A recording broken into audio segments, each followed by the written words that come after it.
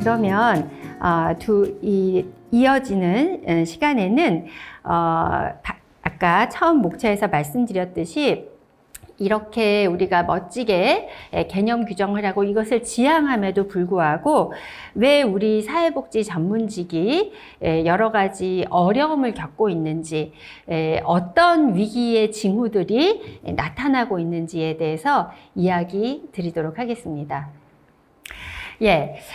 제목이 위기시대의 병적 징후라고 되어 있는데, 이 병적 징후라고 하는 말은, 나중에 조금 소개드릴 안토니오 그람시에, 가 이야기한 개념이에요. 그래서 모비드 피노미난이라는 요즘 특별한 그런 개념인데, 요거에 대한 설명은 조금 이따 드리도록 하겠습니다.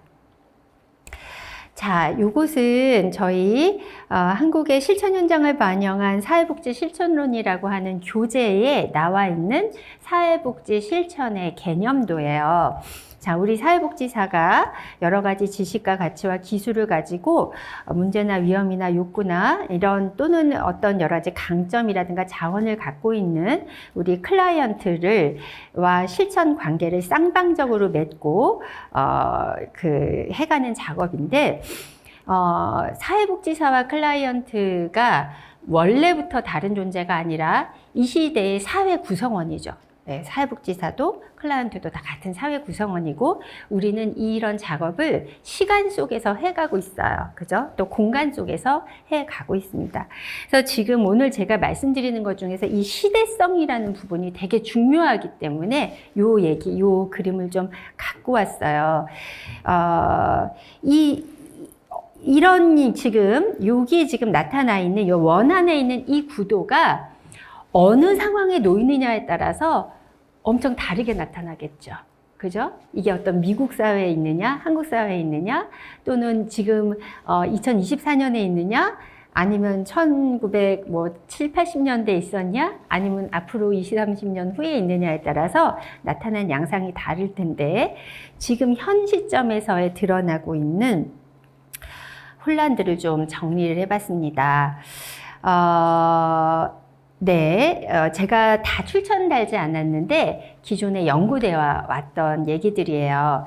아마 우리 지금 이 강의를 들으시는 현장에 계신 선생님들이나 또는 교육을 하시는 선생님들, 연구하시는 선생님들 다 아마 우리가 교과서에서 배우는 기존 실천 범주로 포괄할 수 없는 새로운 대상들이 막 나타나고 있어요. 그죠? 그리고 영역도 계속해서 바뀌고 있고 실천의 방법이라는 것도 계속해서 어떻게 보면 좋게 말하면 이제 발전한다라고 얘기할 수도 있고 기존의 방식이 맞지 않는다, 잘 듣지 않는다, 한마디로 처방이 잘 듣지 않는다라고 하는 그런 이야기들도 있어요. 그래서 대표적으로는 예를 들어서요. 우리가 아까도 이제 제가 배경이 정신건강이라고 말씀드렸는데, 만약에 청소년 자살 위기가 있는 사람이다라고 하면 이 사람을 우리가 기존에는 청소년 또는 정신 건강에 문제가 있는 사람 이런 식으로 할 수 있었지만, 이런 애매모호한 이런 어떤 대상에 있는 대상을 우리가 어떤 그 기존의 틀로서 이렇게 딱 재단하기가 어려운 영역들이 있어요. 그리고 또 사회복지는 정말 살아있는 생물 같아서 기존에 굉장히 활성화되어 있다가도 어떤 사회 시스템이라든가 이런 것들이 다 커버를 하게 되면은 그 세팅이 약간 닫히거나 대상이 없어지면은 세팅도 없어지는 경우들이 많죠. 예를 들어서 예전에는 저희 사회복지에서 한센인 같은 경우 굉장히 중요한 영역이었고, 또 그 혼혈인 이래가지고 그런 영역이 있었어요. 지금은 이제 그런 식의 개념 규정이 없어지잖아요. 이런 방식으로 굉장히 빠르게 변하고 있습니다. 또 우리 사회복지는 전통적으로 빈곤의 문제를 다뤄왔어요. 그런데 최근에는 사회복지가 왜 이렇게 맨날 빈곤, 이렇게 조금 뭐 불쌍한 사람들만 하냐.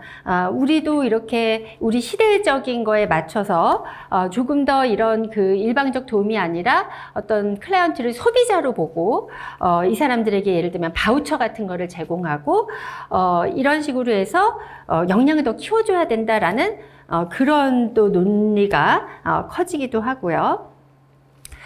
또 특히 우리나라의 사회복지 현장을 보면은 정말 그 첨단을 걷는 데도 있죠. 그래서 이 학회 같은 데도 가보면은 또 어떤 기관에 가보면은 진짜 AI까지 도입을 한 그런 기관 현장이 있는가 하면 아직도 그 친인척에 그 얽혀가지고 이런 어떤 전근대적인 운영 구조를 벗어나지 못하는 이런 식의 또 굉장히 너무너무 낙후해서 인권 침해가 벌어지는 이런 현장까지 그래서 전근대와 근대와 또는 후기 근대가 동시에 존재하는 이런 현장이라는 그런 이제 그 비판도 있습니다. 더불어서 사실은 그 사회복지사들이 어떤 면에서 가장 고통받고 있는 것이 이 관리주의와 관료제인데요. 저도 이제 현장에 뭐 나가보거나 또 이제 이렇게 활동을 하다 보면은 사회복지사들이 정말 힘들어하는 건 서비스 대상자 또는 클라이언트라고 얘기할 수도 있고 이분들 때문에 어려운 게 아니에요. 그분들과의 어려움은 어려워도 감내할 준비가 되어 있어요. 근데 정말 고통스럽게 하는 건 뭐냐면 예를 들면은 지자체에서 요구하는 어떤 틀에 맞추게 하는 것, 그 다음에 성과를 가시화해서 보여줘야 한다라는 그런 압박과 부담, 그 다음에 우리가 하고 있는 일을 그런 수치로 보여줄 수 없는 데서 오는 어떤 자괴감, 사실은 이런 것들 때문에 더 많이 고통을 받고 계신 것 같아요. 회의감도 더 많이 느끼고요. 그리고 그런 걸 비판하면서도 어느덧 우리 자신도 이런 관료의 모습을 띠고 있는 이런 이제 모습들이 나타나고 있다라는 거죠. 한편으로는 사회복지가 정말 전문직화되어야 된다라고 얘기하면서 점차 고급의 어떤 지식을 요구하지만 한편에서는 사회복지사가 오히려 뒤로 물러나고 당사자주의로 가야만 된다라고 이야기하기도 하고 또 그 클라이언트의 인권이 너무 강조되다 보니까 사회복지사의 인권이는 어디에서 보장받을 것인가라고 이렇게 정말 그 토로하시는 그런 모습도 보게 되고 심지어는 요즘에는 이제 클라이언트 폭력이라고 하는 이런 문제까지도 나타나고 있습니다. 그래서 이 어떤 그 권리의 충돌, 입장의 충돌 이런 것들이 점차 첨예화되는 이런 모습들도 나타나고 있어요. 그러면서 기존의 원조관계는 영어로 뭐죠? helping relationship인데요.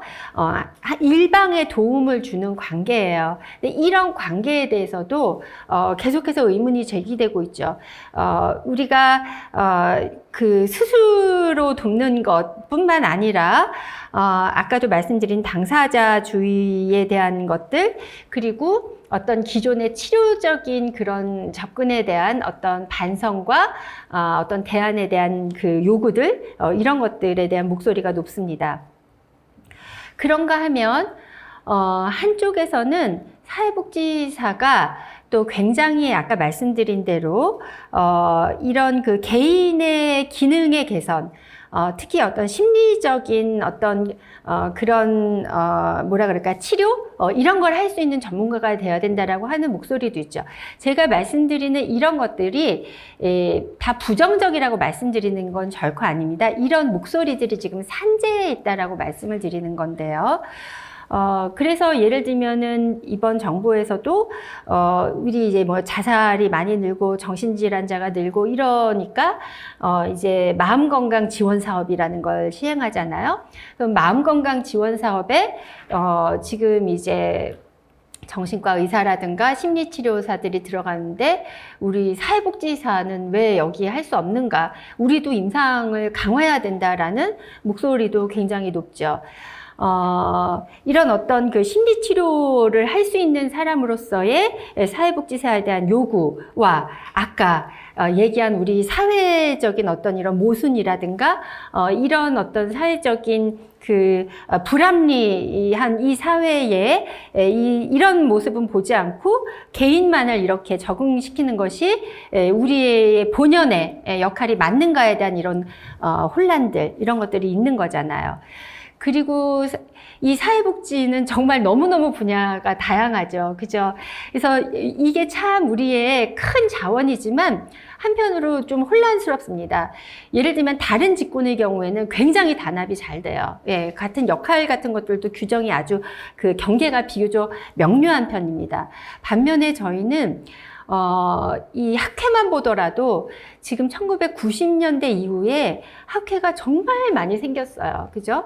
얼마나 이렇게 가지치기를 하면서 세분화되고 있는지, 그 안에서 정말 우리의 사회복지라고 하는 것을 무엇으로 규정해야 되는가, 이렇게 우리가 어떤 규범을 정해 놓으려고 해도 이것들이 고정되지 않고 계속해서 흔들리고 있는 이런 상황이라고 말씀을 드릴 수가 있습니다. 그러다 보니까 이제 사회복지 전문직의 위상, 스테이터스라 그럴까요? 이런 부분에서의 위기다라는 얘기들이 나오고 있어요. 가장 기본적으로는 자격제도에 대한 얘기를 엄청 많이 하죠. 뭐 2급 자격증, 1급 자격증 이것만 갖고 되지 않으니까 또 전문 자격증, 뭐 1급도 시험을 봐야 된다, 아니다, 뭐 교육을 더 강화해야 된다라는 입장에선 학점 더 늘려야 된다라고 얘기하는데 지금 이 시대에 맞지 않으니까 학점을 줄여야 된다라는 논쟁까지 너무나 이 사회복지사를 양성하는 것과도 관련한 다양한 논란들이 있고 정리되지 않은 채 목소리들이 존재하고 있습니다. 우리의 이런 노력에도 불구하고 사회복지사에 대한 처우라든가 사회적 평가는 어떤가요? 만족스러우신가요? 그렇다고 대답하기는 좀 어려울 것 같아요. 그런 면에서 사회복지사로서 우리가 얼마나 자존감을 가지고 우리의 역할을 우리가 바라보고 있는지, 우리 스스로를 바라보고 있는지에 대한 것도 생각해 보게 되고요.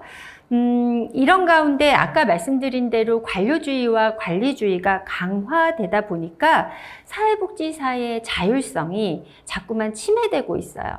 우리 스스로 어떤 것을 결정하고 이것들을 진행하고 그런 결과물을 우리가 향유하기보다는 어떤 그 사회적 틀에 맞춰져 있는 것들을 하면서 과연 우리가 정말 자율성을 갖고 있는 그 내적, 외적 권위를 갖고 있는 직군인가, 전문직인가, 이런 논쟁이 많죠. 그래서 많은 분들이 전문직 바라지도 않는다. 기본적인 근로자로서의 어떤 그것이라도 제대로 보장해 달라라는 얘기까지 나오고 있는 상태예요. 이런 여러 가지 혼란이 가중되다 보니까 자꾸만 더 규정을 만들어요. 예, 그래서 규범성을 강화합니다. 그리고 더 윤리적이 되라고 요구하죠. 예, 사회복지사들에게 자꾸만 짐을 얹어주고 또 얹어주고, 그렇다 그래서 그만한 보상이 주어지는 것도 아닌데 이런 문제들이 나타나고 있다는 거예요. 그러다 보니까 모든 사회복지사가 그런 것은 아니지만 그 적정한 규모보다 훨씬 더 많은 규모의 소진이 발생하고 있고, 이직과 사직과 심지어는 사회복지 전담 공무원의 경우에는 자살에 이르는 이런 문제까지도 나오고 있고, 실제 사회복지사들의 정신건강이라든가 이런 것들을 측정해보면 굉장히 여러 가지 어려움을 호소하는 이런 지경에 이르고 있어요. 그래서 뭐 학회 주제 중에 사회복지사에게도 뭐 엄마가 필요하다, 뭐 이런 주제를 다루는 학회 주제까지 나올 정도죠. 이 중에서도 가장 심각한 문제 중에 하나는 학문과 현장의 괴리가 점점 더 커지고 있다는 점이에요. 제가 지난주에 현장에 계신 그 기관장님과 조금 깊은 대화를 나눌 기회가 있었는데, 대화를 그대로 옮기기는 조금 그렇지만 조금 누그러뜨려서 말씀을 드리면 이렇게 말씀하셨어요. 현장에서 느끼기에 교수님들은 딴 세상에 사시는 분들 같습니다. 저희랑 너무 동떨어져서 이 거리를 어떻게 줄여야 할지 막막하기만 해요. 라고 얘기하셨어요. 그 얘기를 듣는 순간 정말 저도 진짜 눈을 어디에 둬야 될지, 그리고 여기에 대해서 어떻게 반응해야 될지 굉장히 마음이 아프면서도 혼란스러웠는데요. 그러다 보니까 이제 현장에서는 학교를 믿지 않고 스스로 우리가 자발적으로 이 길을 찾아보겠다라고 하는 그런 방식의 논란도 많이 있고, 과거에 비해서 이 학교 현장에 대한 어떤 비판이라든가 불신이 점차 커지고 있는 반면에, 또 학문 분야에서는 이렇게 해야 되는데, 이렇게 우리가 나가야 하는데 사회복지사들이 그런 것들을 잘 소화해서 따라오지 못하는 것에 대한 또 안타까움을 토로하기도 합니다. 이런 문제들에 대해서 그동안 우리는 어떻게 대응을 해왔을까요? 주로 대응하던 방식이 자격제도 고치고, 그죠? 교육을 어떻게 바꿔볼까에 대한 걸 많이 했어요. 이런 방식의 접근이 바로 어떤 대증요법이라고 얘기할 수 있는 거죠. 대증요법이라는 거는 병의 근원을 치료하는 것이 아니라 증상에 대응해서, 한마디로 위암에 걸려서 위통이 있는데 진통제 먹고 통증만 가라앉히는 게 대증요법이죠. 그런 식의 방법, 어떤 일거에 해볼 수 있는 단기 처방을 생각을 해왔습니다. 그런데 이런 것들이 어떤 제도의 개선안을 내놔도 이런 문제들을 전부는 아니더라도 상당 부분을 해결할 수 있는 그런 대안들이 잘 나오지 않고 있어요. 어떤 대안이 나와도 굉장히 큰 반대의 목소리가 나오고 있고, 이것이 해결책이 아니라고 얘기하고 있습니다. 한 걸음 더 나가 볼까요? 그러면 우리 이제 사회복지의 전망은 어떤가요? 이제 예를 들면은 앞으로도 살아남을 직업 중에 사회복지가 있기는 하죠. 그죠? 그래서 학생들이 굉장히 이제 좋은 전망의 직업인가 보다 하고 들어왔는데, 막상 현실의 어떤 처우를 보고서는 실망하는 경우도 많고, 또 정말 많은 학생들이 가고 싶어 하는 학교에서는 사회복지를 전공하지 않으려고 하는 그런 또 현상도 나타나고 있습니다. 그러면 어떤 사람들이 사회복지를 하고 어떤 사람이 실천 현장으로 나가고 있는가 하는 이런 것에서 우리가 사회복지 전문직의 우리 위상을 생각해 볼 수 있는데요. 사회적 인정은 어떤가요? 우리가 결국에는 이 직업군이라고 하는 것이 하나의 인정을 받아야 되는 거잖아요. 그죠? 국가로부터 우리가 국가 자격이라는 인정은 받았지만, 정말 제대로 된 어떤 그런 인정을 받고 있는가? 그럼 적어도 클라이언트로부터는 받아야 되잖아요. 그죠? 우리가 일하고 있는 서비스 이용자로부터는 인정을 받고 있는가? 다 떠나서 우리 스스로는 어떤가요? 우리 스스로는 정말 내면의 자신감을 갖고 있는가요? 이런 측면에서 봤을 때 지금 얼추 잘 굴러가고 있는 듯 보이기도 하지만, 분명 한쪽에서는 이런 외적 정당성과 내적 정당성의 위기가 지금 드러나고 있는 것이 뚜렷하다라고 말씀을 드릴 수가 있겠습니다.